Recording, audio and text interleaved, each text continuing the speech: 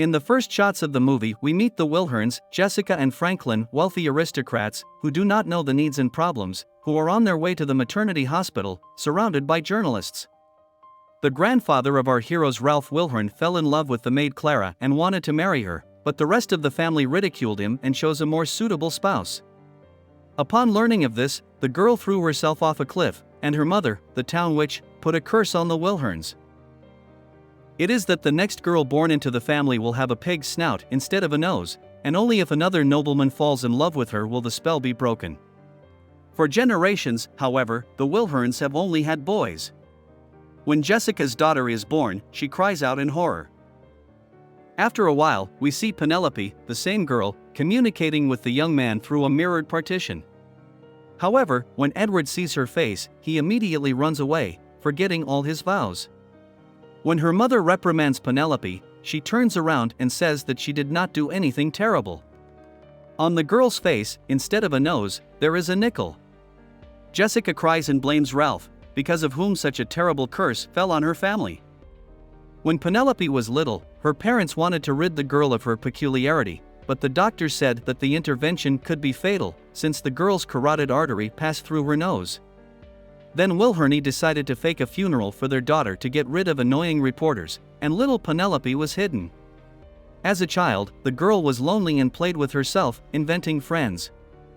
At 18, Jessica hired an elite marriage agent to marry Penelope to an aristocrat and lift the curse, but all the suitors were terrified and the effort never succeeded. After trying to elope, all the suitors were caught by the butler, and forced these men to sign papers of non-disclosure of the secret. However, the last groom, Jake, could not catch, which led Jessica in horror. Edward goes to the police, where they make him look crazy. Soon this incident is printed in the newspaper, and the embittered young man comes to the editorial office of the magazine. There his cries about Penelope are heard by journalist Lemon. It was he who years ago pestered the Wilhern couple after the birth of Penelope. Talking to the young man, Lemon decides to somehow photograph the girl's face and embarrass the family. To do this, the journalist decides to find a nobleman and bribe him to secretly take a photo of the girl. To do this in a bar, Lemon meets Max Campion and offers him to join the adventure. The young man, who has lost his family fortune, agrees to the journalist's proposal for a decent reward. In the meantime, 12 new applicants arrive at the Wilhern house, thanks to the efforts of the marriage agent, and Jessica even increases the girl's dowry to improve the odds. Before meeting Penelope, they providentially give each man a document of non-disclosure. Lemon, along with Edward, changes Max into a new suit with a built-in camera and sends the hero to the Wilhern mansion. All the applicants are waiting in one room. Jessica asks why her daughter doesn't communicate with them one-on-one like she used to. Penelope replies that this is how it would be easier to weed out the weak links and save time. When the heroine enters the room, the young men run out in terror, but such a reaction for the girl is expected. One Max remains, who even before the appearance of the heroine fell behind the couch to fix the equipment. Noticing this, Jessica sends the heroine back to the room, and Penelope communicates with the guy through the mirror. Trying to steal a book, the hero shrewdly notices that he took the girl's most favorite work. Penelope likes Max's directness and invites him to come to the meeting tomorrow. Jessica hugs the marriage agent, and the women, who have been watching the conversation through the camera, weep tearfully. Max informs Lemon that he will see Penelope the next day and take a photo of the girl. The heroine talks to her father about the touching encounter, and Campion spends the night playing poker. The next day, the hero puts on his photosuit again in Lemon's spy van parked near the mansion. Sleep-deprived from a night at the bar, Max almost falls asleep, but tries to cheer himself up. Penelope notices a man taking a flute from the closet and asks if he plays it. The hero evasively says he plays an instrument, but a different one, and offers the girl a guess. Jake and the servants fill the room with instruments and set up a mini orchestra with Max while Penelope moves the young man around in search of his talent. Though the girl doesn't guess, she finds a more interesting occupation. The heroes play chess through the mirror. Penelope shares that she would like to work with plants. Max persistently calls the girl to the bar, but she responds with silence. The hero changes the subject and talks about his favorite places. Before the next meeting, Max quarrels with Edward when he insults Penelope and calls her a monster. The whole family, including the butler and the marriage agent, sit down in front of the screen with their food to watch Penelope and her chosen one's new conversation. The girl decides that Max's instrument is a piano and asks him to play something. The hero does not quite understand her instructions, and Penelope leaves the room to help him. Seeing her, Max is frightened and pulls away. The upset girl runs to her parents crying. She is sure that she is doomed and this will be constantly repeated. At this time, Max returns to Lemon and smashes the camera in the suit. The hero says Penelope is not a monster and insists that the reporter leave her alone. Their conversation is noticed by Jessica, who recognizes Lemon. The woman wants to close the gate, but Max jumps over it and runs into the house. The hero apologizes to Penelope, but when the girl asks him to marry her, he replies that he cannot. The family chases the guy away. Penelope feels abandoned and broken and makes a desperate decision. Wrapping her face in a scarf, the heroine runs away from home. Lemon and Edward notice this and immediately go in search of her. For the first time seeing such a wonderful and huge world around her, Penelope dazedly looks at its colors and shades. Soon the girl decides to call her frightened parents and informs them that she must say goodbye to them for her own sake. Penelope checks into the hotel using Jessica's card and is relieved to shed her scarf. At this time Edward and Lemon show up at the publishing house and make a sketch of the girl. Max feels depressed about what has happened, he even leaves the poker game to come to his senses. Penelope notices an article about herself in the paper. Meanwhile, her family turns to a detective to find their daughter, and then Jessica notices that her wallet has disappeared. When the girl returns to the hotel from an outing, she sees her parents who have tracked down what the money was spent on and fearfully runs to the room to escape through the window. A tired Lemon and Edward receive endless calls from people claiming to have seen Penelope. Suddenly they receive a call from the girl herself and offers to sell her own photo, to which the journalist gladly agrees. The exchange is realized. Lemon criticizes Edward, who greatly exaggerated the flaws of the heroine. Penelope comes to the bar that Max told her about.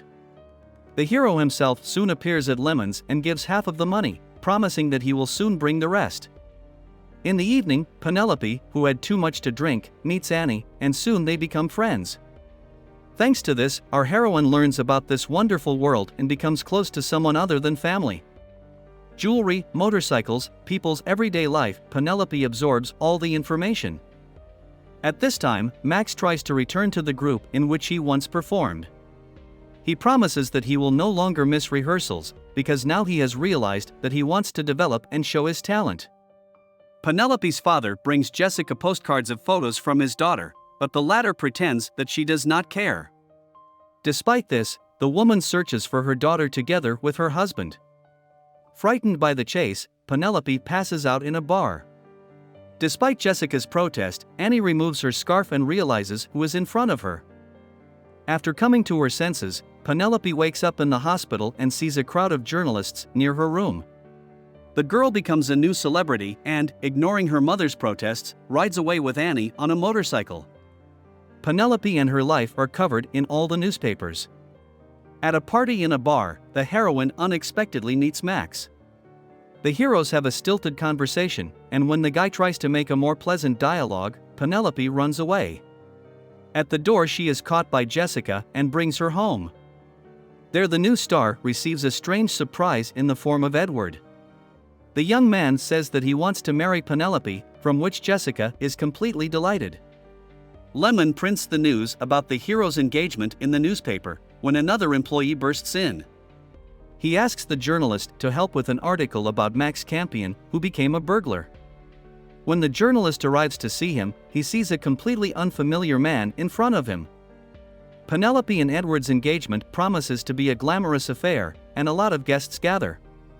Max appears in front of the heroes, but the groom immediately takes the girl away. The guy still catches up with them and tries to tell Penelope the truth about Edward's espionage and his complicity with Lemon. In private, the groom laughingly explains that this will only hurt the girl, because the marriage will take place anyway. At work to Max comes Lemon and calls his real name. It turns out that the hero's name is Johnny Martin and he is the son of a plumber. The journalist tells that all these years he has been pursuing Penelope only because of an offended ego. Lemon suggests that Johnny upset the wedding because Edward does not love the girl and offers himself to marry the heroine. With longing, the guy reminds that he is not from the nobility and the curse will not be lifted. Nevertheless, Lemon goes to Jessica and tells her about Johnny and his feelings for Penelope, but the woman is not willing to take the risk and won't tell her daughter. During the wedding, Edward looks at his own bride almost with disgust. When the priest asks if Penelope agrees to marry a man, the girl refuses and runs away, upsetting Jessica terribly. Her mother catches up with the heroine and asks her to come back and give her consent. Penelope says that she likes herself the way she is and does not want to marry someone she does not love just for the sake of a beautiful nose. After this, the heroine loses consciousness, and when she wakes up she realizes that the curse has broken. The girl is trying to get used to her appearance when Jessica walks in on her. The woman asks Penelope for forgiveness, because if she had accepted her daughter, the curse would have been lifted long ago. The heroine sincerely forgives her and the whole family embraces. Jake, reincarnated as the same witch, leaves Wilhern Manor. Penelope also moves away to start a new life. Settling in London, the girl gets a job as a teacher and tells children about different plants. In addition, the heroine writes a letter of apology for Edward. Halloween is coming, and the most popular mask becomes a pig's nose. From the marriage agent, Penelope receives a folder with the true story of Max Johnny, and the heroine realizes that she must meet him. At a Halloween party, a girl puts on a mask with her own face and finds Johnny. The hero tells why he really left Penelope that day and the girl tears off the mask. After a while, the couple tells their story to the children while sitting on the riverbank. At this time, Lemon passes by on a boat. He wants to take a picture of the couple, but stops himself and looks thoughtfully into the distance. This is the end of the movie. Thank you all for watching this video to the end. Give this video a like. Write in the comments what you think about this movie, and see you in new videos.